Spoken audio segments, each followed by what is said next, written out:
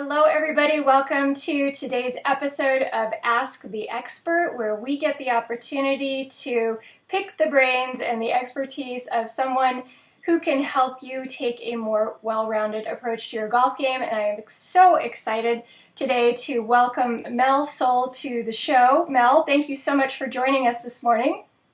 Thank you for inviting me. Absolutely. Well, I would love for you to take a few minutes and introduce yourself. Okay, so I played on the South African and European tour for about 10 years, and that was from 1969 to 1979. And then I became a club pro, and I found when I was a club pro, I really enjoyed teaching. And when members came to me for lessons, I seemed to get good results. There was a good rapport, and I had early success with students. And so, when you have that success, you enjoy it even more. So I was a club pro until the early 80s. And then I decided to get out of golf, and I moved into sales. And that few years in sales actually helped me when I got back into teaching, because it taught me to express myself a lot better than I used to in the past.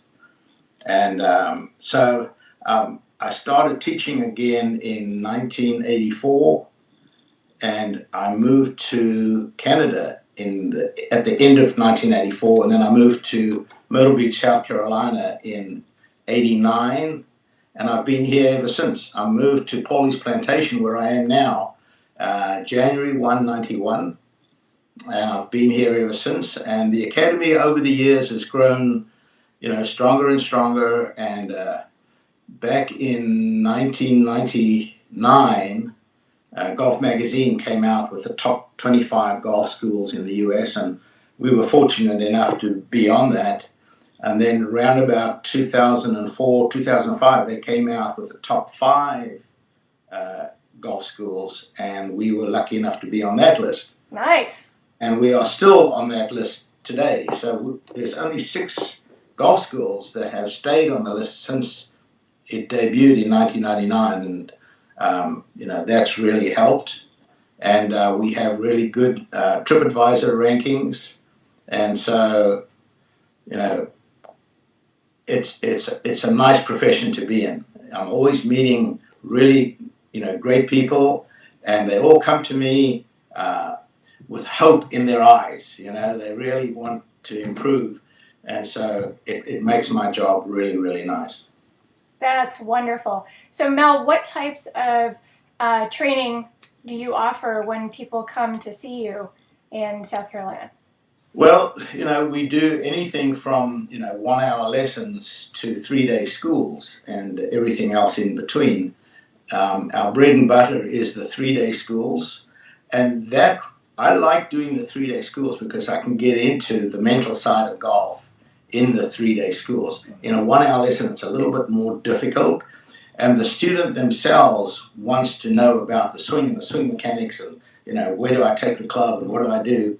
Whereas in a 3-day school, it's 10.5 hours of instruction, and so I can take my time and walk them through it. On day 1, we put them through a personality profile to find out their learning style. I'll also talk about the relationship between the conscious and subconscious mind, so that when they're out on the tee hitting balls, they can understand how the body learns, and I teach them not to get high expectations on day 1 and expect to do things right away. And when I point out to them, things that have happened to them in their life and how they learned something, then they realize that, golf is just another thing to learn. And in order to learn it, you have to train yourself. Mm-hmm. And so you can't just say, oh, I'd like to not come over the top and then do it. So they have to learn the drills that I teach to help them work their way out of what they're doing and into what I would like to see them do. Excellent. I just love that you bring everything together in your approach to a player, because I'm sure that it helps you to really get to know the player and then kind of almost custom fit your training to meet their biggest opportunities for advancement. Yeah. The questions I ask students on day one are: how often do you play? How often do you practice? And what are your goals for the time that you're going to spend with me?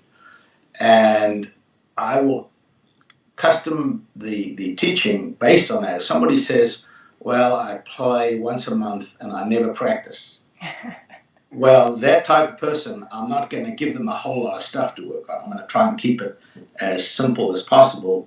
Whereas a friend of mine who's also apparently a friend of yours, I found out recently, Carol Conlon. Yes. Yeah, she's my sister-in-law. Oh my goodness, small world. Yeah, and so Carol practices every day, plays 3 or 4 times a week. You can give her a lot more stuff to work on, and she understands the mental side as well, and so she has that realistic view of. So that's where I really like, is when I get a student who sits there and says, I play 2 or 3 times a week, I practice 2 or 3 times a week, I know I'm going to get a good result from that student. Mm-hmm. Absolutely. They're well invested. I love it. All right, so where can somebody go to find out more about your golf schools? Well, they can contact us 2 ways. They can do it via my website. And if you just type in Mel Sole Golf School, you'll find me. I don't try and give you the website name because it's a little complicated. I'll put it down below. If you put in Mel Sole Golf School, you're going to find me. And then our phone number, we have 2 phone numbers, 843-237-4993 is the golf school. And then there's an 800 number, 800-624-4653. Perfect. So those are the ways you can get hold of us. There's always, somebody on the other end of the phone, night or day. So we're here to help you. And do you offer your golf schools and teaching kind of year-round? Yes, the location in South Carolina, I have 4 locations. And so the location in South Carolina and North Carolina. South Carolina is at Pauley's Plantation, which is just south of Myrtle Beach. Then we have Sea Trail Resort, which is just up the road, just across the border into North Carolina. I have one in upstate New York, just south of Buffalo, called Holiday Valley Resort. It's a little town called Ellicottville. And then I have one in Mexico, which I go to. I used to go regularly, and now I go a little bit less regularly and a little bit more sporadically. The biggest thing that I try and get across to my students is that hitting balls are not going to improve your golf. So a lot of people go to the range and spend a lot of time, and I'll often, when I have a student and I say, oh, how often do you practice? And they say 3 times a week. And I say, well, what's your handicap? And then maybe they say 14. And I say, well, how long have you been a 14? And they say, well, for the last 10 years. Right. And I'm like, well, why are you practicing? Well, just go and play. If you're practicing and you're not improving, why practice? And so one of my goals is to teach my students right from day one how to practice. And I have a drill that I teach called a 48-ball drill. And that 48-ball drill includes the mechanics of the swing and getting into what I call a clear key, which is to clear your mind. I had a sports psychologist that I worked with back in the past by the name of Dr. Kerry Mumford, who's no longer with us. But he used to say, you've got to clear the hacking in the head. And so I try and teach my students that when they go to play for score, they don't want to be thinking swing mechanics. Right. They want to just go out and play. And in fact, I was talking just recently, it's a disturbing trend on the PGA Tour where I see these young players, playing in a tournament, and they're doing all these gyrations and, backswings and downswings and all kinds of things. And I think, when I watched Hogan and Palmer and Player and Nicklaus, they never ever went through gyrations on the golf course. They walked up, put their club behind the ball and hit it. Right. And so I try and get my students out of getting too wrapped up in how to swing the club, and rather in how to play. What is the outcome I want? And, visualization, obviously, is very important. And so within the pre-shot routine, I teach them how to select the goal that they want and then visualize it and then step in and do it. And so those 3 steps have been very successful for my students. That's wonderful. It's so interesting that you bring up what you see some of these young players doing. I think that most golfers, try to take cues from the professional players that they watch on television. And one of my big things is please don't take your mechanics with you to the golf course. You need to be in a play mindset. So that means you've got to be at a point where you're going to make that conscious choice to trust the swing that you've got to date. And so I think that that's, fabulous. Just that you point out that there's some of that carryover that's not beneficial. Because I wouldn't want my students to think, oh, well, because so-and-so does it, it's okay. But it really isn't. It just creates clutter. Yeah, they have a saying in the South, you got to dance with who you brung. Yeah. And, you got to go with the swing that when you go to the first tee, whatever that swing is, that's your swing for the day. And don't fight it, Just go with it. And that's where the clear key comes in, is to try and get out of, what do I have to do mechanically rather than what do I have to do to hit the ball, to the point that I'm looking at. Right. Excellent. I love it. All right. So I had a handful of questions here that I'd love to talk about. So let's go directly from your comments about practice. I loved what you said. If somebody's handicap isn't improving, why are you getting out there and, beating balls all the time? What would you say to the amateur golfer, Mel, about just some smart tips to organize practice? I mean, what do you teach your students to do in a nutshell just to make the most of their time if they're going to go to the range? Well, I teach them, as I mentioned earlier, this 48-ball drill. The 48-ball drill is broken up into doing the drill in a step-by-step mode. So that they're in groups of 4. So we have 4 balls, and 4 balls for 12 balls. And then we do that drill 4 times. So got it. The first 4 balls, they'll do the drill in a step-by-step mode. The second 4, they'll try and put that into a full swing and try and get the feel. And then the third 4 is what we call the clear key, where they're going to wipe out all mechanical thoughts. And somebody said, oh, you have to think of nothing. And I said, no, you can't think of nothing unless you're dead. Right. That's the only time you're going to be thinking of nothing. But you can replace those mechanical thoughts with what I call a clear key, which is like a mantra. So you say the mantra and you don't think how the club's going back or when I cock my wrist or when I start my downswing. And if you do that routine, the 4, 4, and 4, when you're practicing, what you're doing is you're training your body to, because one of my sayings is practice the way you play and play the way you practice. So you want to get into a play mode even on the practice tee. And sometimes I'll make my better players actually play 18 holes on the range. And so, right, standing on the first tee, what would you typically hit off the tee? Oh, well, I'd hit my driver. Okay, so go ahead and hit a driver. And so when they hit the driver, if it's dead straight, then I'll say, all right, what would you typically hit for your second shot? But if the ball's off to the right or to the left, I might say, well, you're in the trees, you're going to have to play a little punch shot. And so then they've got to play a punch shot. And so by going through a round of golf, and they can finish an entire round of golf in under an hour, so they can play a round of golf, but they're thinking about playing and not about technique.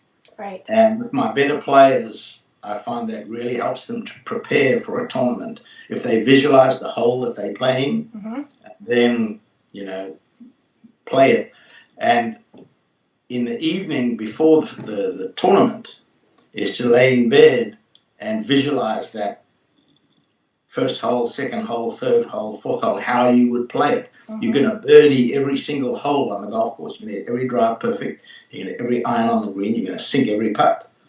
And that visualization, when you fall asleep, it's going to program your subconscious that when you go out and play. And the very first time I did this, I must admit I didn't have any, high hopes and didn't really believe.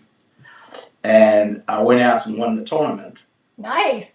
I was like, wow, I found the secret. Well, it's not that easy to do it all the time. Right. But if you don't do it, you don't give yourself a chance. Exactly. And I talk to my clients a lot about not letting their imagination just go about its own merry way. You really need to use it to your advantage. Otherwise, the tendency is that it can create a disadvantage for you. If we are left to our own devices and we start having it be filtered through our fear or our self-doubt or something like that about what's to come, rather than really dictating the direction that it goes. And so I love that advice. And with your better players, having them play 18 holes on the range, I have my clients, as part of the end of their warm-up, play the first 3 holes they're about to play on the range before they go to the first tee, so that they've basically already started the round in their mind. And that I find kind of lessens the pressure of that opening shot on hole number 1, because they're already kind of into that play mode by the time they get there. So I love that we're in sync there. Very good. Mel, what are some of your best tips with regard to, so I love the visualization. I love, taking that time to play the course well in your mind, doing that before you fall asleep at night.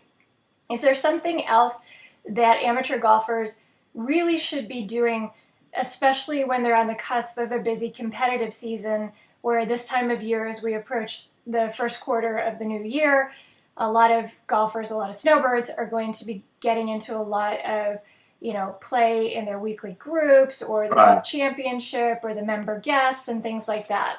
So what should they be doing to really get themselves ready? When you want to play competitively, you want to get into that competitive mindset. And so you want to put some pressure on yourself. And that's sometimes difficult to do on the range, and you feel that pressure much more on the golf course. But particularly if you've got someone else that you can practice with, where you can call the shot. So you're going to say, okay, I'm going to hit a draw here that's going to take off 20 yards right of the target and draw into the target. Now you've got to hit that shot. Now, once you've called it and somebody's standing watching you to see if you actually have the ability to do that, it puts a little bit of pressure on yourself. So you by doing that under that gun, and say, all right, look, that was a perfect shot. I drew right into the flag. It boosts your confidence. It says to you, I have the ability to hit that shot. So when you have that shot on the course, your mind says, oh, I already got this. Mm-hmm. I already know how to play this shot. There's not, the last time I hit this shot, I sliced it off into the trees, Right. So that's the one thing. The other thing, and I learned this from Peter Nielsen, was you make the student do some jumping jacks, back up and down, up and down, up and down, up and down, and you get the heart rate up and racing. And you say, pick up a club, hit a shot. So now you've got to hit the shot with your heart rate racing, and it teaches you how in 1 or 2 seconds before you pull the club back, you can calm yourself and say, all right, if I hit a bad shot here, it's not the end of the world, Right. And I'm just going to put a good swing on and trust. And so, again, once you start doing that on the range, your subconscious goes, oh, okay, I can do this. So, again, when you're faced with that shot and you feel your heart rate a little bit, you can go, all right, I've done this already, so I've got it. Yep. I think so often golfers misinterpret that excitement that comes with competitive play, and they feel that it's a signal that something's wrong, like I'm not prepared and that's why I'm feeling this way. Yeah. Instead of, hey, this is exactly how we want to feel. When I played on tour, I looked at it as a weakness. if I felt nervous and I felt my heart rate going, I used to think, God, you're useless. You're a useless golfer. None of the other players are doing this. You know, and it was many years later when I started teaching tour players, and that they expressed the same thing to me, that I realized everybody is nervous. The guys that win are the people who can handle that nervousness and look at it as a positive. As Gary Player once said to me, if you're not nervous in the final 9 holes, then you're not in contention. Mm. And so you want that nervousness because it means you're in contention and you're playing. And so if you look at it as a positive, and this is what I want in my game, then you're going to handle it that much easier. I love that. So was there anything in particular you did to help manage your stress? Because obviously I would guess that it was stressful to play on tour. Well, I learned how to manage stress well after my tour days were over. Better late than never, right? I didn't handle stress well when I played tour golf, and it showed not so much in my ball striking, but it showed in my putting. Okay. And so I was very weak in that area of my game. And again, I practiced a lot and I putted well on the putting green. And so I looked at it as a weakness. I never, in those days, we didn't have sports psychologists and that type of thing to point out to us that it wasn't a weakness and that it's actually a good thing. So I think maybe my career would have been different had I had someone to help me. But at the same time, I wouldn't have been here now. Right. Got it. I would have been on a deserted island somewhere. Oh, my goodness. Okay. So what is your best advice? Because everybody goes through this where they've hit a couple of bad shots or they've had a couple of bad holes in a row and they're feeling down. When you're working with a client, what is your recommendation to help them bounce back? The thing I tell them is every single golfer, no matter who they are, whether it's Tiger Woods, Jack Nicklaus, all these greats. I recently watched a clip on Facebook of all of these greats, Rory McIlroy, all the modern players of today, hitting horrendous golf shots. And I posted and I said, I need to watch this on a regular basis because it makes me feel not so bad. Yeah. So when I say to them, no golfer goes on the first tee and is going to play 18 holes hitting the ball perfect. Right. I remember Tiger Woods playing in a tournament in his early career when Butch Harmon was still working for him. And he came off the golf course, he'd shot a 62.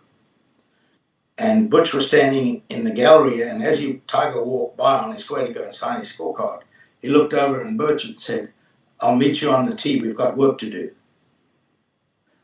And so, he didn't hit all his shots perfectly, but there's a big difference between hitting the ball well and scoring well. Right.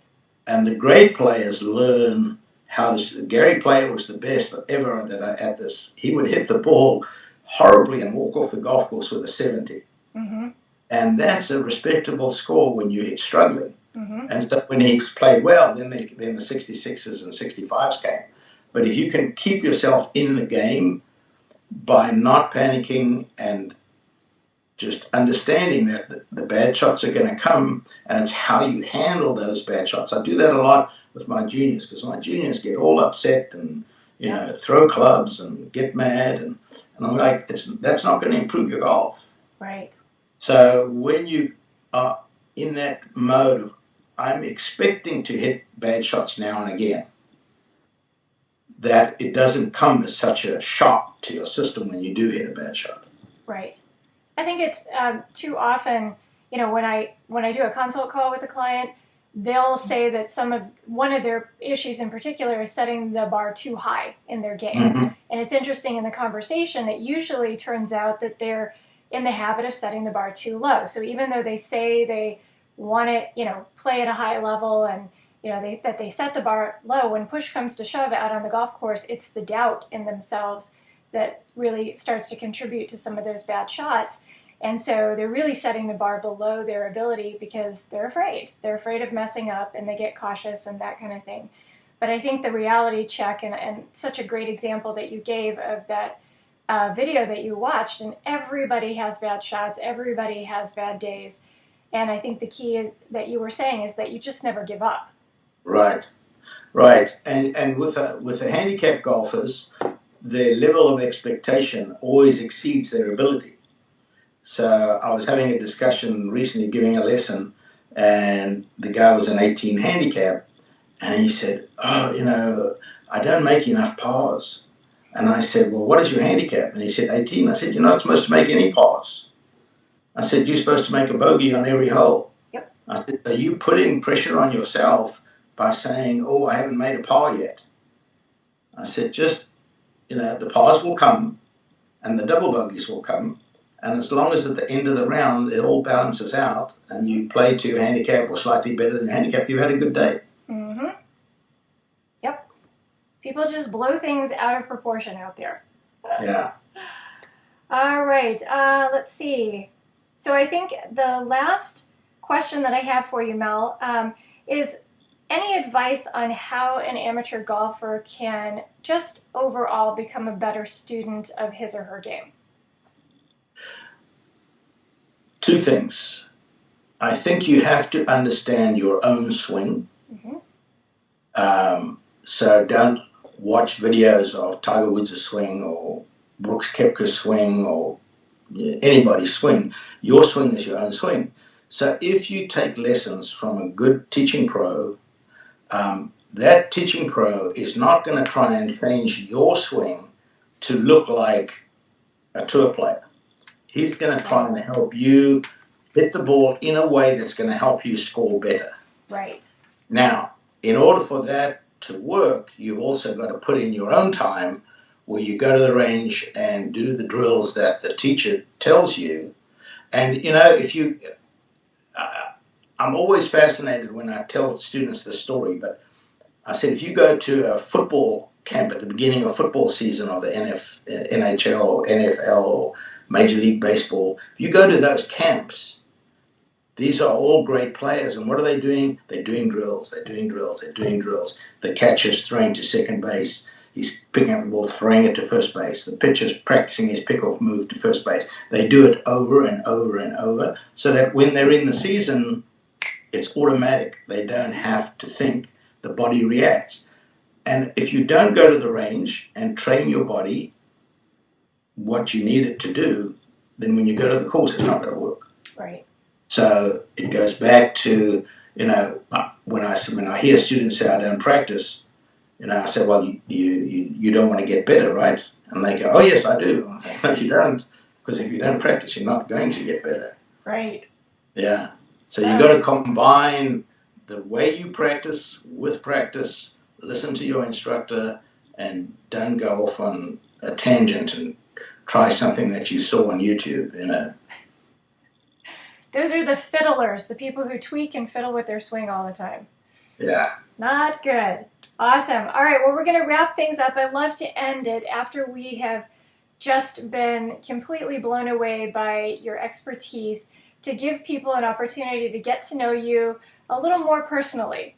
And would love to just throw a couple of questions your way so people can get to know you as a person. So who is your favorite professional golfer on any tour right now, and what is the one thing that you admire most about him or her?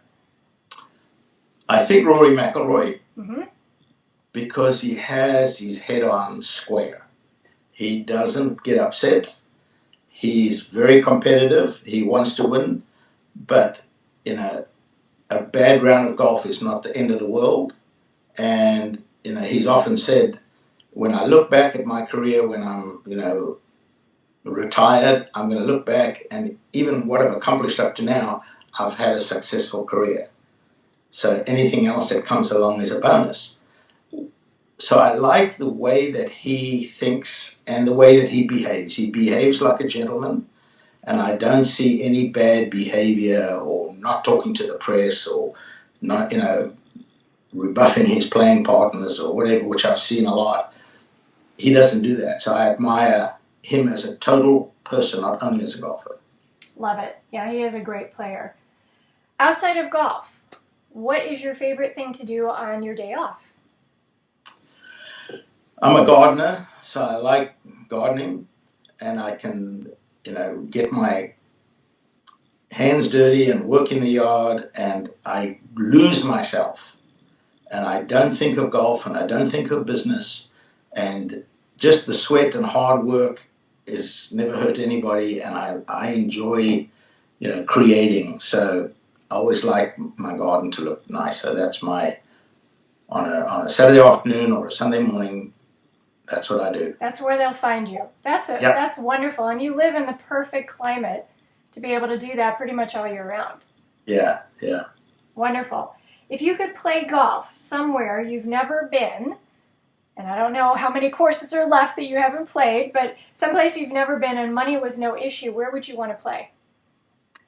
There are so many good golf courses that I haven't played, but Pine Valley is one that I got invited to by a student of mine, and then unfortunately he had a serious illness, and we never ever got to play there. Mm-hmm. That would still be a place that I would one day like to visit. It's on the bucket list. It's on the bucket list for sure. Perfect. Mel, do you have a favorite book of all time? No, but there's a couple of books that I really, really enjoyed. One was called Final Rounds. And Final Rounds, if you like reading and you like golf, it's a great book. It's a true story. Mm-hmm. And I won't get into the whole story, but basically this young man finds out that his father's got cancer. He's going to pass away, and he takes his father on a trip to Scotland. Because they always wanted to.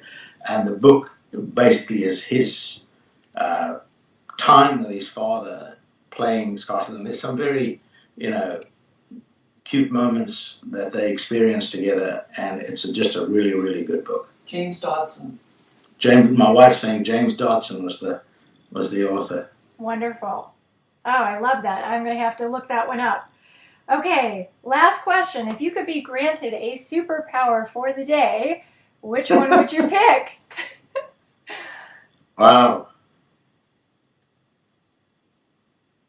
Just for a day? Just for a day. The ability to eliminate hate in the world. Very good one. That would be an amazing superpower. Yes. Well, if you did it in one day, then it would be done. Yes. So if somebody could, leave this world having accomplished that, they would be my biggest hero. That is something that has ruined many, many, many lives. Definitely. Yeah. Definitely. Well, Mel, this has been such a wonderful time that we've been able to spend together. Thank you very much for all of your wonderful expertise that you shared. This was phenomenal. I love the way that you think about the game and you approach it with your students. I appreciate your time. Thank you so much for joining us, and thank you for watching. And until next time, play great. Thank you. You too.